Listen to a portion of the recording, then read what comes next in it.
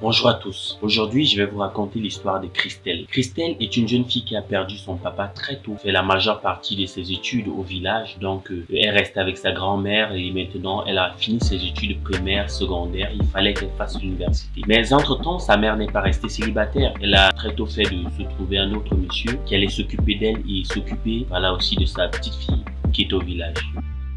Christelle a maintenant 17 ans. Elle a fini ses études primaires, comme je l'ai dit, ses études secondaires. Il faut maintenant qu'elle aille faire des études supérieures. Mais seulement l'université qui puisse l'accueillir et selon ses aspirations se trouve pas au village, mais en ville, où se trouve sa mère et son nouveau beau-père. Donc Christelle était obligée de venir vivre avec sa mère et son beau-père. Cette histoire que je vais vous raconter, c'est une histoire vraie et vraiment Christelle souhaiterait avoir votre avis. Donc avec sa mère et son beau-père qui entre-temps ont eu deux beaux enfants. Donc ils étaient 3 enfants et 2 parents, 5 personnes à la maison au total.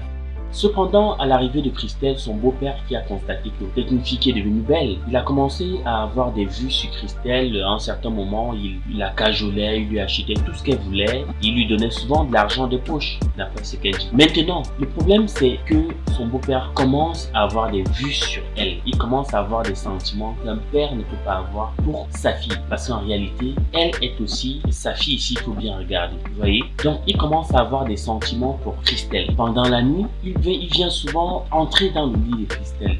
À chaque fois, parfois il se fait repousser, parfois c'est madame qui se demande où il est et puis il revient très rapidement. C'est lors d'une soirée, après une fête. À la maison, ils ont reçu des invités, des convives. Un week-end où Christelle n'avait pas cours à l'université. Vous voyez, Christelle était endormie après avoir pris un peu d'alcool, bien sûr, vu que ce sont des circonstances exceptionnelles. Et sa mère aussi, vu qu'elle ne tient pas trop l'alcool, elle s'est endormie dans la chambre et elle s'est couchée. Ses autres frères étaient chacun dans sa chambre. C'est comme ça que son beau-père est entré dans la chambre. Son beau-père est entré dans la chambre de Christelle. Il a fermé la porte et il l'a violée. D'après Christelle, c'était pas la première fois qu'il essayait. C'était pas la première fois qu'il la harcelait parce que chaque fois qu'il partait l'accompagner pour l'école, donc l'université, il essayait toujours de lui toucher, que ce soit la cuisse, que ce soit au niveau des cheveux, que ce soit pour lui faire des bisous, un peu de partout. Et parfois, il lui envoyait des messages que vraiment un père ne peut pas envoyer à son enfant. Vous voyez? Donc, dans l'imaginaire de Christelle, elle ne pouvait pas s'imaginer que ce soit son père qui puisse lui faire quelque chose de ce genre. Elle est restée avec ce secret pendant des années et des années. En 3e année, sa mère a constaté que quelque chose n'allait pas, quelque chose gênait elle. Elle se rapproche donc de Christelle et c'est vrai, le père de la maison, le beau-père se battait bien pour que tout le monde puisse bien vivre, manger, dormir, ainsi de suite. Mais la mère de Christelle a constaté que Christelle prenait du poids anormalement. Vous voyez, elle prenait du poids de façon un peu irrationnelle, que ce soit au niveau de la poitrine qui prenait du poids, le teint qui était devenu très clair, le ventre qui commençait à pousser du nombril. Sa mère soupçonnait quelque chose. Mais, vous savez, lorsqu'on soupçonne, c'est pas obligé de le dire clairement comme cela. Elle a choisi de rester tranquille. Et un jour, pendant qu'ils étaient assis au salon, elle a titillé Christelle. Je sens comme si quelque chose te dérange. Est-ce que on ne te traite pas bien ici? Est-ce que tu ne manges pas à satiété? Est-ce qu'on ne te donne pas de l'argent pour te faire belle et satisfaire tes petits besoins? Elle dit non, tout va bien. Tout va bien. Et pourquoi est-ce que tu es donc préoccupée? Je te vois préoccupée. C'est là qu'elle a fondu en larmes. Elle a fondu en larmes, elle a expliqué à sa mère qu'elle est enceinte. Sa mère s'est énervée sur le coup et elle a commencé à dire moi je t'envoie à l'école pour pouvoir décrocher le diplôme, pour pouvoir nourrir ta famille, donc t'occuper de nous, t'occuper de tes frères, avoir un avenir prometteur, avoir un avenir garanti. Et toi tu viens chercher les hommes et tomber enceinte. Et de qui est cette grossesse? Christelle a réfléchi, elle n'a pas pu dire. Elle était simplement en pleurs. Les larmes de Christelle ne faisaient que couler, elle était inconsolable.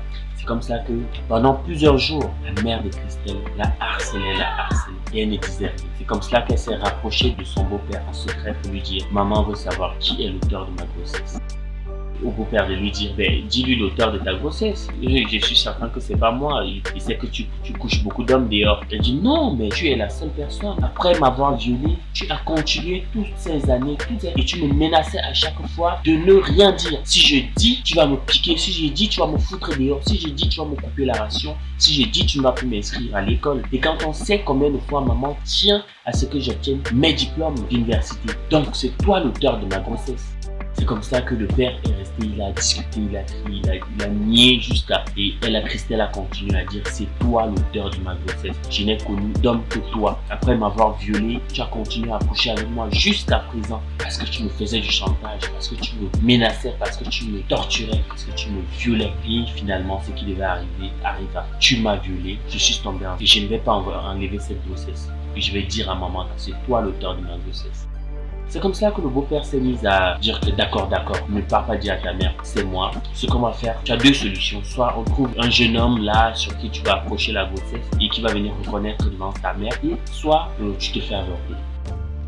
Elle a dit non, c'est zéro, je ne me fais pas avorter. Je risque de mourir et ce qui va aller. La première option, c'était donc de trouver un jeune homme qui va venir accepter la grossesse.